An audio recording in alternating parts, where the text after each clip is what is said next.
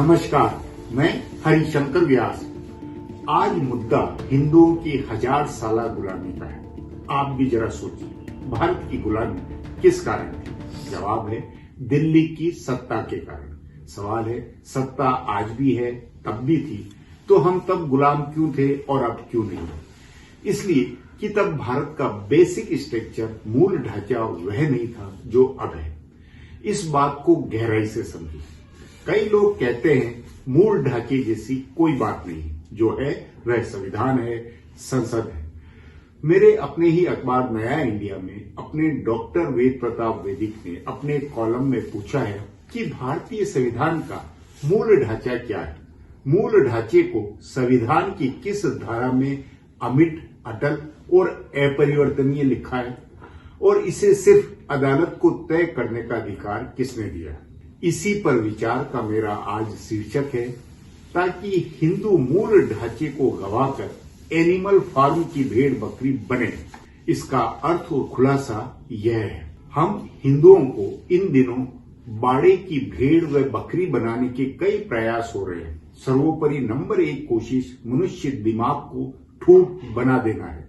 दिमाग से बुद्धि, विचार, संस्कार और सत्य का सफाया करके उसकी जगह झूठ और अंधकार का आदि बनाकर ऐसा बना देना है ताकि वह न मानव बनाम पशु का फर्क सोच पाए और न ये बूझ सके कि क्या सत्य और क्या झूठ।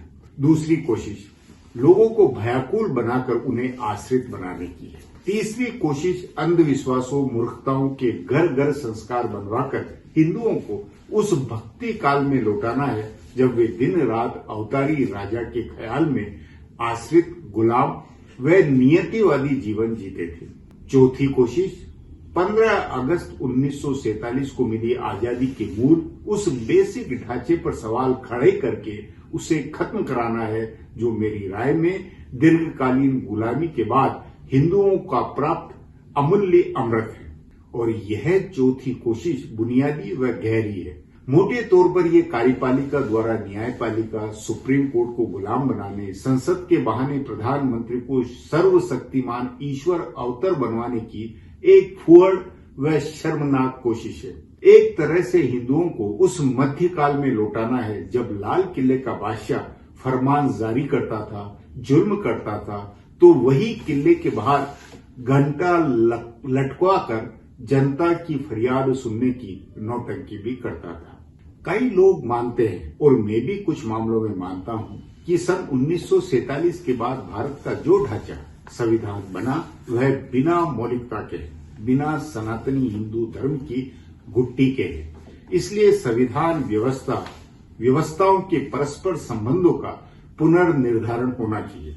कुछ लोग सोचते हैं कि संसद क्योंकि जनप्रतिनिधियों की सर्वोच्च संस्था है तो वह कुछ भी करे, उसके बनाए कानूनों को मानने के लिए न्यायपालिका या कि अदालतें बाध्य है। यदि जनता की इच्छाओं, आकांक्षाओं के हवाले संसद के बहुसंख्यक भारत को हिंदू राष्ट्र घोषित करे तो ऐसा करना उनका अधिकार है। वे प्रधानमंत्री नरेंद्र मोदी को हिंदू राष्ट्र का आधुनिक राजाधिराज, हिंदू महाराणा घोषित करे तो यह भी संसद का अधिकार। यदि संसद बहुमत से मुसलमानों को विदेशी करार देकर उनका मताधिकार खत्म करे तो वह भी सही।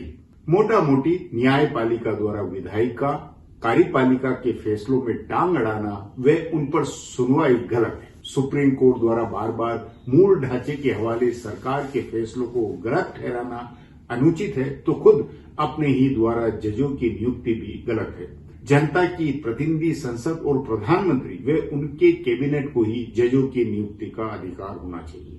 सोचे, ईमानदारी से दिल पर हाथ रखकर सोचे, इस सब के पीछे की मंशा क्या है? क्या सत्ता का वह चरित्र, वह मंशा नहीं है जिसके कारण 1000 साल हिंदू गुलाम थे? सत्ता विदेशी की हो या देसी, वह लोगों पर राज करते हुए मनमानी का चरित्र लिए होती है। तभी गुलाम प्रजा न राजा से सवाल कर सकती थी और न बादशाह से और न अंग्रेज सरकार से। सत्ता न पारदर्शिता चाहती है और न अपने पर अंकुश और न उत्तरदायीपना।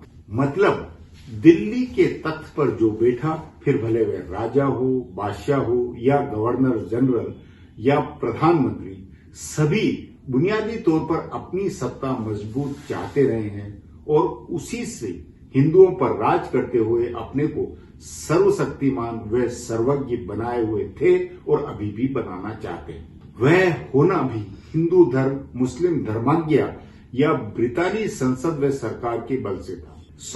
सत्ता के जहर का असली सूत्र यह है कि प्रजापालक लोक सेवक के नाम पर बादशाह और प्रधानमंत्री को जनता को गुलाम बनाए रखने, मनमानी के लिए सब कुछ मिला होना चाहिए। वह चाहे जो करे, उससे कोई जवाब नहीं मांगे, वह जवाबदेह नहीं होगा।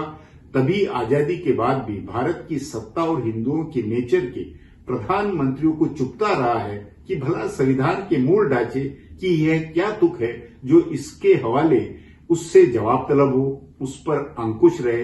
क्यों नागरिक के प्रॉपर्टी के अधिकार से लेकर बोलने की आजादी जैसे मसलों पर अदालत जनता के पक्ष में फैसले देती है, न कि सरकार के पक्ष में। मेरा मानना है कि आजाद भारत के 75 वर्षों में रियल अमृत तुल्य यदि कोई प्राप्ति हुई है तो वह सन 1973 के केशवानंद भारती के मामले में दिया सर्वोच्च न्यायालय का फैसला है। सुप्रीम कोर्ट के 7 बनाम 6 जजों के विचार मंथन के इस फैसले में इंदिरा गांधी ने कठपुतली सरकार से नागरिक अधिकार की जो ऐसी की तैसी की थी, उसे सुप्रीम कोर्ट ने बहादुरी से पलटा। वह भी तब जब बांग्लादेश युद्ध में जीत के बाद जनता और संसद दोनों इंदिरा गांधी को देवी दुर्गा करार दे रहे थे। सुप्रीम कोर्ट का वह फैसला संविधान के मूल ढांचे की मान्यता में था। इसके बाद फिर असंख्य बार सुप्रीम कोर्ट ने सत्ता या कि कार्यपालिका व विधायिका की मनमानी के खिलाफ फैसले दिए। उन दिनों सुप्रीम कोर्ट की इस सक्रियता की भाजपा नेता तारीफ में बयान छपवाते हुए घूमते थे। इस बात को इस तरह भी समझे कि कांग्रेस सरकार और उनके कोतवालों ने जब नरेंद्र मोदी और अमित शाह पर जांच चलवाई थी तो अदालत व सुप्रीम कोर्ट ही थे जिसने बतौर नागरिक व मानवाधिकारों के नाते मोदी व शाह को बचाया।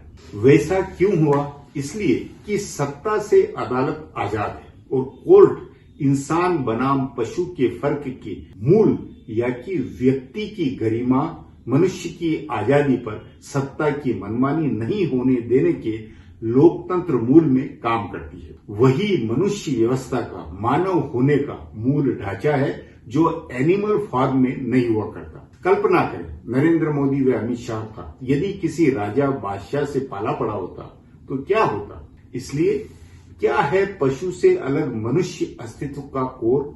दिमाग बुद्धि की चेतना वाला वह मनुष्य अस्तित्व जो सामूहिक समझदारी में सत्ता, उसके प्रधानमंत्री तथा अपनी ही प्रतिनिधि संसद पर भी चेक बैलेंस में अदालत, मीडिया, जन अधिकारों का संविधान बनाकर सत्ता को यह मजबूरी बनाता है कि वह सेवक बना रहे, निगरानी में रहे, जवाबदेह और पारदर्शी रहे। सचमुच पूरे इतिहास का मानव समाज ने यह निष्कर्ष निकाला हुआ है कि सत्ता, सरकार, राजा, प्रधानमंत्री प्रमाणित तौर पर अत्याचारी, भोगी, पापी और समाज व देश का जहर है। बावजूद इसके व्यवस्थापक के नाते जरूरत है तो उसे लोकतंत्र, संविधान व संसद की शासन प्रणाली में बांधे रखा जाए। ऐसा होना ही हर उस सभ्यता, कौम, नस्ल व देश का गौरव व उपलब्धि है जिनमें मनुष्य व मानव बराबर है, मनुष्य व मनुष्य बराबर है। प्रधानमंत्री भी आम आदमी और आम आदमी भी प्रधानमंत्री। इसलिए हर हिंदू को भारत के संविधान के पीछे, संविधान व संसद से इतर आजाद भारत के इस मूल व बेसिक स्ट्रक्चर, बेसिक भारत मंत्र, मूल ढांचे के पीछे का एक आइडिया नोट रखना चाहिए। मतलब हिंदुओं का ये संकल्प है कि दिल्ली की सत्ता और प्रधानमंत्री या उसकी प्रतिनिधि संसद कभी उस इतिहास को रिपीट करने की ताकत व चरित्र लिए हुए नहीं हो जिसके कारण हिंदुओं ने 1000 साल गुलामी भोगी। उनके पूर्वजों ने एनिमल फॉर्म की भेड़ व बकरियों जैसा दीनहीन जीवन इतने सैकड़ों साल जिया। बस आज इतना। बहुत बहुत धन्यवाद। अनुरोध है विचार की इस सीरीज के मेरे अगले एपिसोड को भी जरूर सुनें।